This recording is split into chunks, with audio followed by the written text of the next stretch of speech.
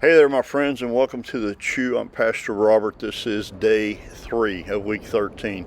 Today we're looking at Jesus proves his resurrection.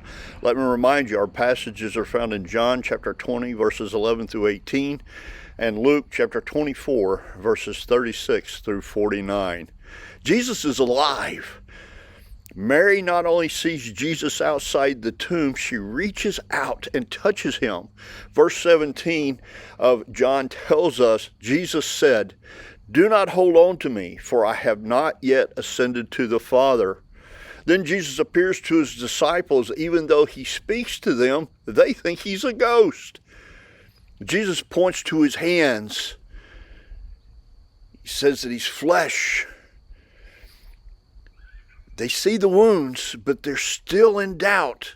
They're still not real sure that he's flesh and blood, even though Jesus says that he is. So then in verse 41 of John 24, Jesus says this, "And while they still do not believe it because of joy and amazement, he asks them, 'Do you have anything to eat?'"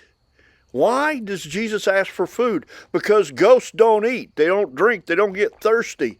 So Jesus eats a piece of fish in front of them. The Bible tells us a piece of broiled fish. And then they were certain that Jesus was alive. In John chapter 20, verse 24, we read about Thomas and his encounter with Jesus. Notice in this passage that Jesus greets Thomas the same way he greeted the disciples, but he goes one step further. He says, "Thomas, put your fingers in my hands. Feel my wounds. Put your hand in my side. Feel the wound there."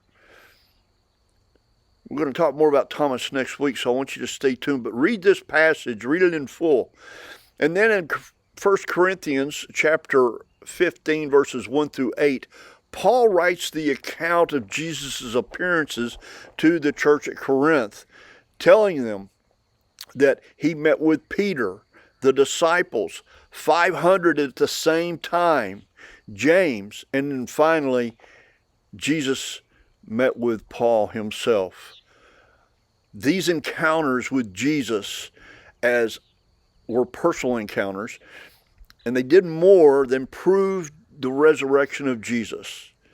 They confirmed that everything that Jesus had told them concerning his sufferings, his crucifixion, his death, his burial, and his resurrection.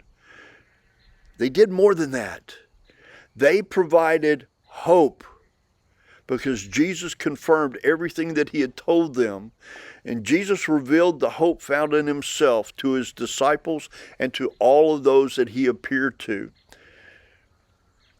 We need to understand that the same powerful God that raised Jesus from the dead will raise us to new life, as long as we have chosen Jesus, not only for our salvation, but as the Lord of our lives, and we choose to follow him.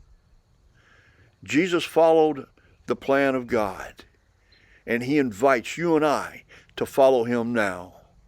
So which way are you going to choose? Are you choosing to follow Jesus and his way, or are you choosing your own way? I pray that you'll go back and you'll prayerfully consider these passages. And as you do, invite the Holy Spirit to give you eyes to see and ears to hear God's truth from his word. Have a receptive heart and mind to receive these truths, and invite the Holy Spirit to help you discern what you need to learn from these passages that you may apply to your life.